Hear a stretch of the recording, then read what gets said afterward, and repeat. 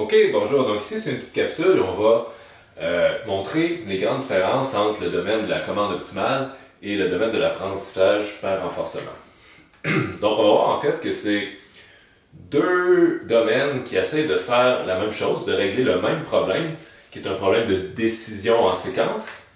Mais typiquement, c'est des contextes un peu différents dans lesquels on se retrouve pour essayer de trouver une solution. Fait que, commençons par parler de qu'est-ce qui est la même chose dans les deux. Donc, dans les deux cas, on se retrouve, on a un environnement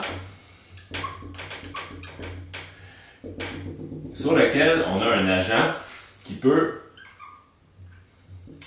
influencer l'environnement. Donc, je vais noter la variable U qui décrirait dans le fond les actions que mon agent peut décider. Et cet environnement-là a une dynamique qu'on va représenter par un état X. Et en fonction de l'état X, ça peut être comme la position d'un système et d'autres variables qu'on a besoin pour savoir qu'est-ce qui se passe avec mon environnement. En fonction d'action et d'état actuel, on va avoir une évolution de l'état. Donc, l'état X va être changé. Je vais noter X', qui serait, dans le fond, un instant plus tard, si on a pris l'action U à un état X, on se retrouve à l'état X'. Donc ça, ici, c'est le contexte où on aurait modélisé notre problème en temps discret. On peut faire ça en temps continu aussi. Ici, on va rester en temps discret pour cette description-là. La plupart des problèmes peuvent tous être amenés à une approximation à temps discret. Si on parlerait d'un système robotique, typiquement on a modélisé avec des équations différentielles, ben ici ça serait dans le fond juste intégrer notre équation différentielle sur un pas de tas donné qui nous donnerait un instant dt plus tard où est-ce que notre état se trouverait. Donc, ça c'est important de voir que cette dynamique-là, c'est pas une fonction statique. Dans le fond, l'évolution d'un système, c'est comme une boucle. Le système va évoluer, ça a une dynamique, ça a sa vie en soi, ça peut diverger, ça peut converger, même si on ne prend pas d'action spéciale. Donc ça, c'est ça représente l'environnement avec une fonction dynamique. Qu'est-ce qu'on peut faire maintenant avec cette dynamique-là? On va typiquement nommer ce qui se passe de l'autre côté, ce qui décide de l'action, un agent. Ou dans le domaine de la commande, on dirait que ça serait le contrôleur ou au lieu de agent, typiquement utilisé en apprentissage par renforcement. Donc, notre agent, qu'est-ce qu'il fait? Lui, c'est avec les capteurs du système, il va observer l'état.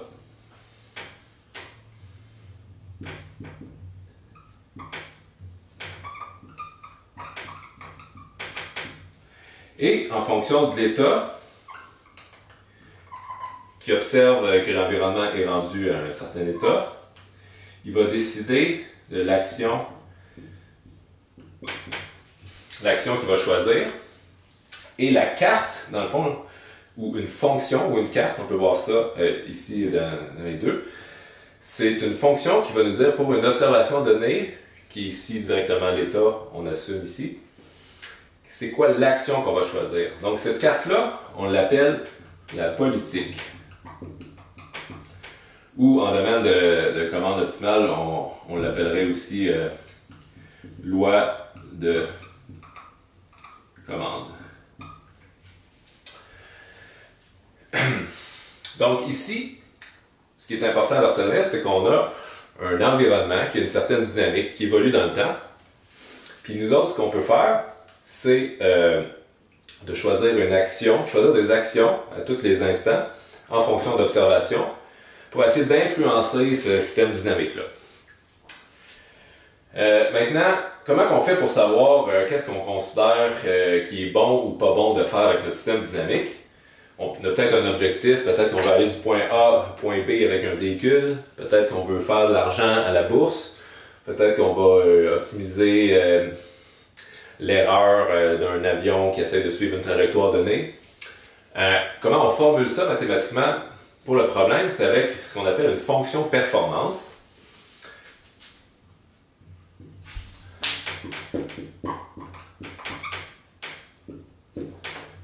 Donc, la fonction performance, bon, je vais noter J. Ce qui est important de comprendre, c'est que dans les deux domaines, on utilise la même formulation mathématique d'une fonction performance qui est cumulative. Donc, à toutes les boucles, on calcule un coût, que je vais ici noter une fonction G, qui peut dépendre de l'état actuel et aussi de l'action qu'on a prise. Puis je vais additionner tous mes coûts à toutes mes étapes, je vais les cumuler sur un horizon de temps donné. Donc ça, c'est toujours la formulation qu'on va utiliser. On va avoir une fonction performance. Fait que nous, dans le fond, qu'est-ce qu'il faut faire dans les deux cas? C'est qu'il faut que notre G il définisse la tâche à accomplir.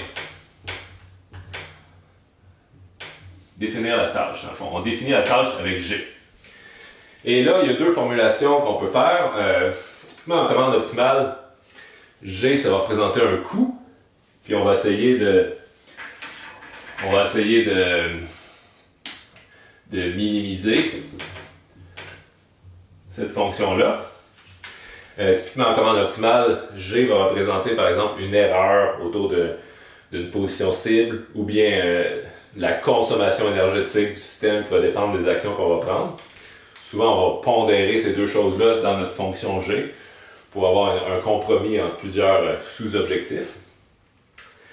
Versus en apprentissage par renforcement, ce qui est plus standard de faire, c'est de définir la fonction G comme une récompense qu'on va cumuler dans le temps et on va plutôt on va définir la tâche comme maximiser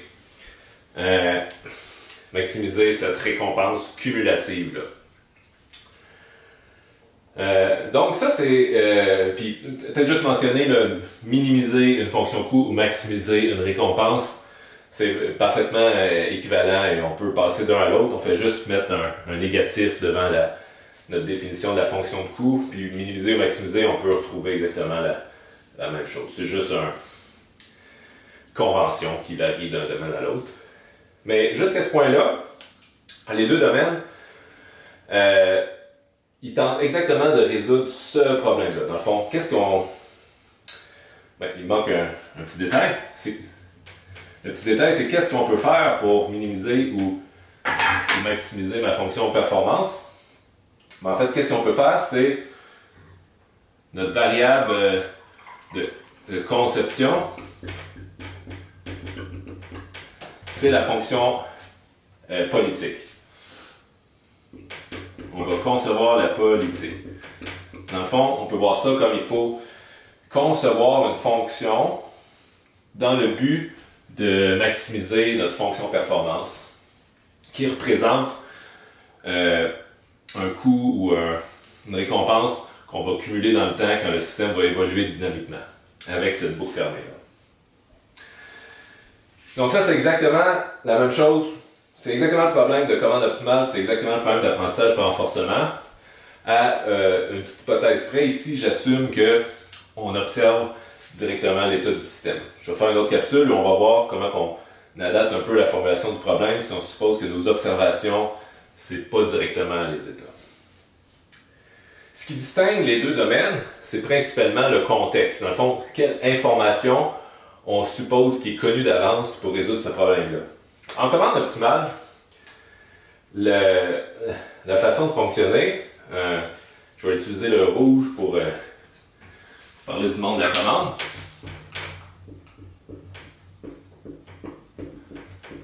Le contexte, c'est souvent que on va essayer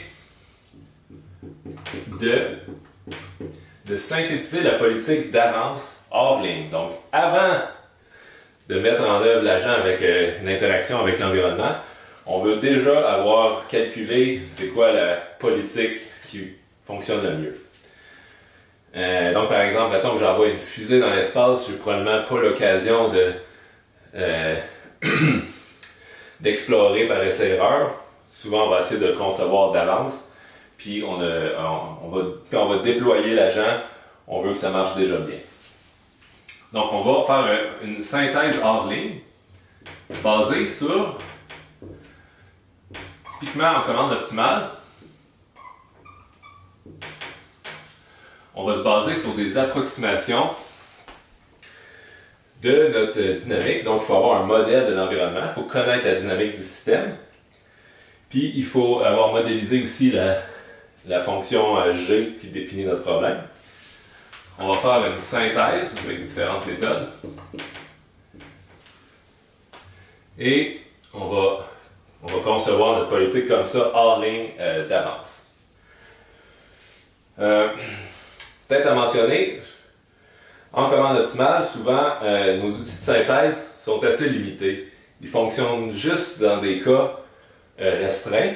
Donc pour être capable de la mettre en œuvre, cette méthode de synthèse-là, il faut souvent approximer de nos fonctions coûts et notre dynamique. Donc on va souvent synthétiser une politique optimale, pas pour le vrai système, mais pour une approximation, juste parce qu'il faut approximer pour pouvoir utiliser certaines techniques. L'avantage, par exemple, des outils de commande optimale, c'est que dans l'hypothèse que notre approximation est bonne, on est capable d'avoir des garanties de performance. On peut savoir d'avance que ça va bien marcher. Il y a moins d'incertitude sur la performance future du système. Versus en apprentissage par renforcement, c'est un peu le point négatif de l'apprentissage par renforcement, on n'a pas beaucoup de garanties. En fait, la plupart des outils modernes, on n'en a pas. Des fois ça marche bien, des fois ça marche moyen. Puis on peut avoir des garanties plus statistiques, on peut faire des statistiques, mais on a moins de garanties dures, si on veut. Donc, si on passe à qu'est-ce qu'on fait en apprentissage par renforcement, le problème est défini un peu différemment.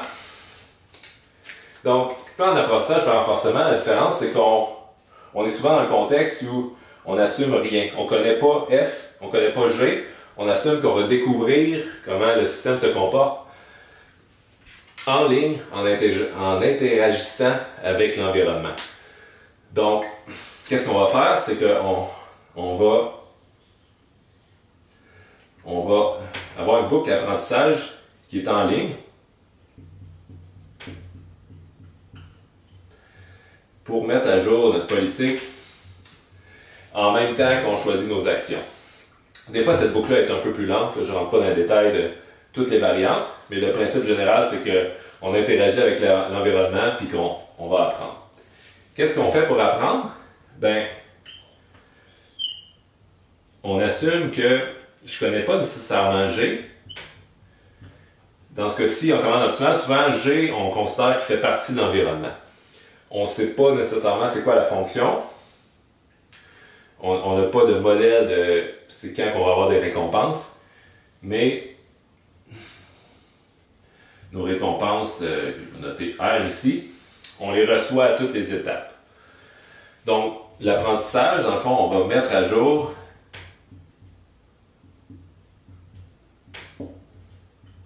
la fonction pi en fonction de... Il y a différents algorithmes, mais ce qui est important à ce point-ci, c'est de voir qu'est-ce qui rentre dedans. C'est que on va avoir besoin d'échantillons de paires d'actions, d'actions U, d'état et de récompenses que j'ai obtenues. On va accumuler cette information-là. Ah, j'étais à tel état, j'ai pris telle action, j'ai eu telle récompense. On essaie quelque chose, on est à un autre état, on prend une autre action, on reçoit une autre récompense. Ça nous donne de l'information indirectement sur F puis G. Puis on utilise ça, cette information-là qui rentre au fur et à mesure pour essayer de mettre à jour notre politique, fonction pi ici que j'appelle, pour exactement le même objectif de performance qui est formulé de la même façon ici, donc un coût cumulatif. Donc, il existe toutes sortes de variantes. Là, ici, c'est plus le point de vue très global. Des fois, on va accumuler cette information-là, puis on va mettre à jour de façon après peut-être 1000, j'accumule 1000 échantillons, après je fais une mise à jour. Il y a d'autres algorithmes d'apprentissage par renforcement qui, à toutes les actions, toutes les étapes, ils mettent continuellement à jour la politique. Il y a toutes sortes de variantes. Mais le principe général, c'est que c'est en ligne au sens qu'on interagit avec l'environnement et on utilise l'information dynamiquement pour mettre à jour l'agent. Peut-être, ce qui est à mentionner par exemple, c'est que cette interaction-là, la plupart des situations d'apprentissage par renforcement qui fonctionnent bien, on fait cet apprentissage-là en ligne, mais souvent il va être fait dans un environnement de simulation. Donc ça revient un peu à faire un travail en hors-ligne préliminaire, mais avec un simulateur. Donc on fait l'apprentissage dans un simulateur en ligne dans le simulateur, mais probablement que le vrai robot, des fois on déploie juste une politique sans nécessairement avoir l'apprentissage, ça dépend des situations. Donc, message à retenir, c'est que la commande optimale et l'apprentissage par renforcement, c'est deux domaines. La commande optimale vient plus de l'ingénierie. L'apprentissage par renforcement se trouve au centre de plusieurs domaines, mais on peut considérer qu'il y a un peu plus de sciences informatiques ou d'intelligence artificielle. Les deux essaient de résoudre exactement le même problème, donc d'optimiser une fonction cumulative dans un environnement dynamique où on prend des décisions en séquence. La grosse différence majeure, c'est plus le contexte dans un cas, on assume qu'on connaît bien l'environnement, puis que l'environnement a typiquement plus de structure, donc nos méthodes de commande optimale fonctionnent dans cette situation-là. Tandis qu'en apprentissage par renforcement, on essaie de résoudre un problème plus global, plus dur. On dit, je veux un algorithme qui fonctionne sans aucune information préalable, peu importe ce qui se passe côté de l'environnement, je veux essayer d'apprendre une bonne politique. Mais l'inconvénient, c'est que ça prend du temps, puis il n'y a pas beaucoup de garanties de performance. Donc voilà.